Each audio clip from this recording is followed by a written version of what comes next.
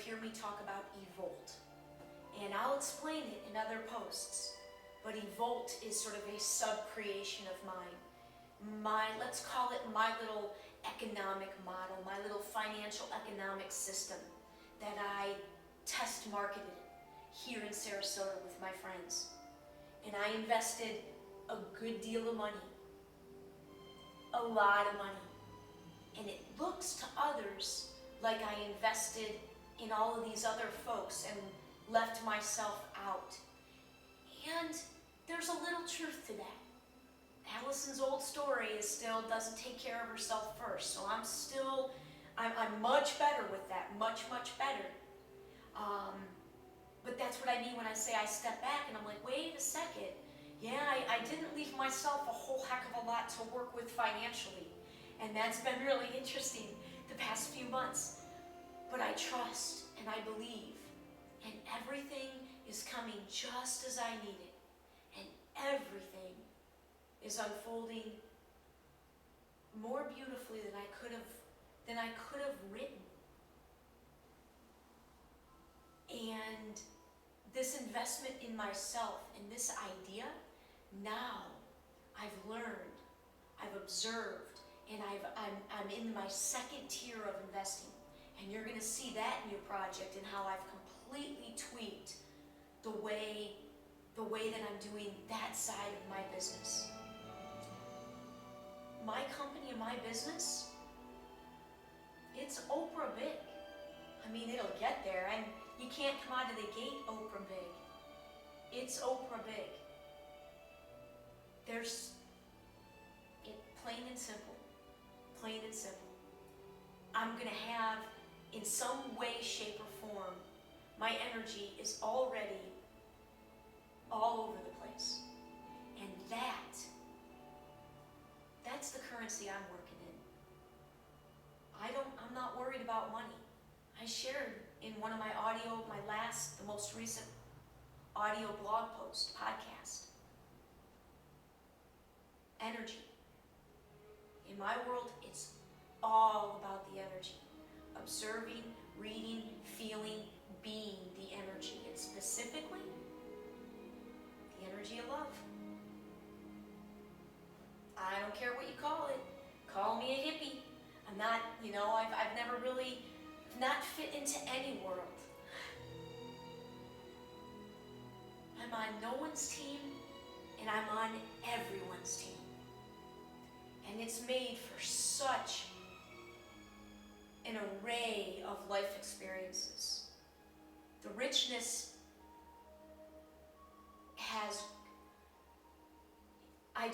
to be able to now go into each different sort of, and I don't like grouping people at all. I will do it very hesitantly, but we do it to ourselves and our minds do it to try to categorize and help.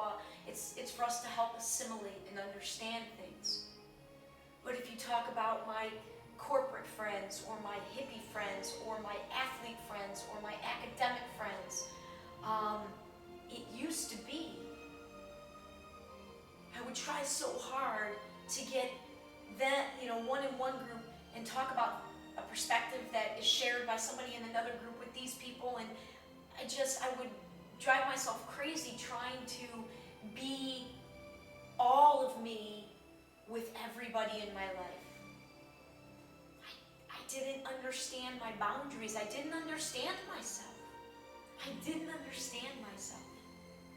Now, I understand myself certainly better than ever. And I have to believe in a way that puts me, wow, I feel like such an advantage. And I want to share and help others learn how to find that for themselves. All of this is simply about inspiring and guiding to those who want that sort of thing. Everything else, it's just an example. A big example, but a real, honest to God, I'm walking the walk I talk 100%. And after these 30 days of giving myself this dedicated time and building a project around it, right? I mean, the fact that it's going to be another book, that makes it a whole nother, it helps me stay focused. It helps me. It's kind of like when I was doing races and triathlons and things. To sign up for a race helps you with the training, right? It's a little bit harder to get out of bed at 5 in the morning to go for that run before work. You know, if you're like, what the heck am I doing this for? It's habits. Old habits are hard to break. New habits are hard to make, okay? Unless you give yourself time. And believe. Believe in what you're doing. Don't just put a Band-Aid on something. Okay, I put a lot of Band-Aids on things. Our addictions are Band-Aids. And I don't, again, there's no judgment on the addiction. And let me tell you, an addiction is an addiction. I've got some friends with some very experiences I won't have with addictions with certain substances. And I remember some of them sharing with me when I would talk a little bit with them, because I've not talked with many people at all about my extreme eating dysfunction and eating disorders and body image problem, but I very much had a very severe exercise addiction and food addictions, and terribly hindering my life. I'm gonna say for a good 10 years, I wasn't living because of my extreme body image problem. And as an ex-college athlete, I mean, it was like I had this exercise, eating, body image. It was just, all of it was very warped, very, very unhealthy. And if you don't feel good in yourself, for me, everything stopped there.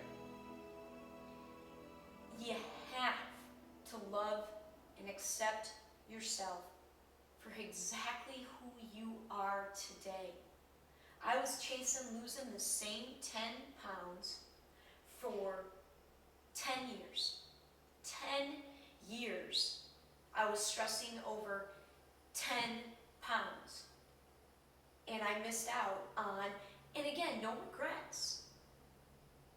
But I know I'm not alone in feeling this immense freedom that is just beginning to come out of me. In all ways that I was imprisoning myself. My biggest one was body image. Big time. That was the biggest way I was imprisoning myself. But I was also doing it by judging myself for not having a partner, for not having a home, for not having a career. I thought I was my life was garbage. I had all this potential, and I was just circling around the toilet bowl, just ready to, that close to going down 2.5 years ago. And I'm going off on the tangents. And they're not intentional, but it's intentional that I let them go. Why? Because everything is connected. Everything is connected. You can't talk about one thing and then not see how it relates to something else. It's all related. But I will come back to what I believe I owe society.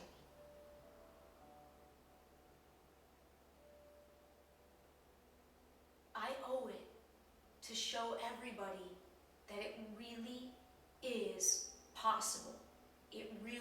It's happening right now by default in your life.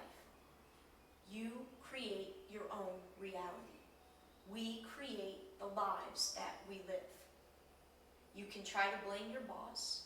You can try to blame your spouse, blame your kids, blame whatever. Blame the government, blame some particular race, blame some particular gender.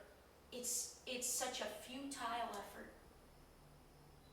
And our world around us just wants to find and give us something more, something else to blame.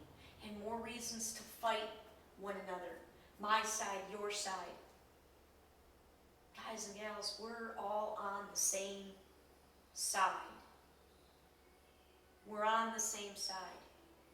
We need to remember that. We need to remember that we're in this together.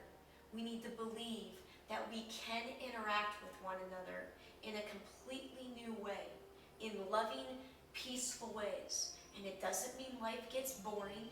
There will be plenty of drama because we're human. Okay? It doesn't mean life gets boring. But we can live in a world where there's cooperation, where there's abundance, where there's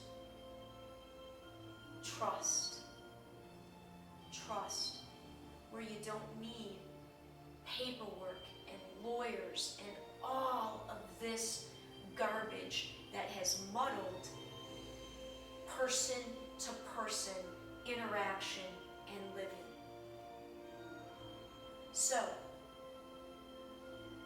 I'm going to take care of me and finally get me, because I'm not kidding. I just learned, I keep thinking they're the greatest lessons of my life, but quite honestly, the biggest lesson thus far, 2 weeks ago, 16 days ago. So I am now completely 100% behind myself for the first time. No part of me is clinging on to anyone or anything for validation, to try to prove something, or for reliance on making this continue to come true. Nobody knows this creation that's in my head. And it only I do. And it's gonna take, hell, it's gonna take years to unfold all the ideas. So for myself, I need to remember that there's no rush, that I'm already living in my own little peace world.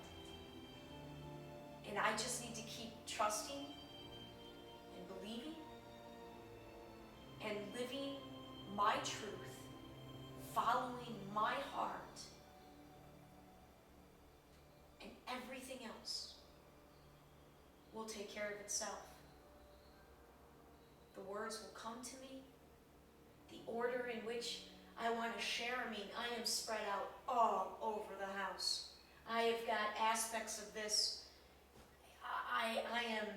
I'm excited, but I got myself into a little bit, worked up a little bit this week. I've been having tons of technical issues, and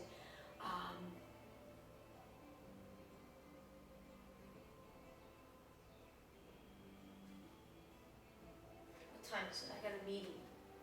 Yeah, okay. So, maybe we'll use some of this. I'm not sure. I never know. I just, when I feel the intuition to tape, whether it's, drumming or dancing or doing whatever I'm doing, or in this setting, I go for it and see what comes out. And if not this one, then we use another one. So, again, I thank you for if you're watching these early ones, you're an early fan and an early supporter, and it matters. It matters. I definitely appreciate that sort of support, just being a fan. So just let go, whatever you're holding on. And I know how many people try to tell me that, but you know what, folks? You never know how much somebody has to let go. Okay?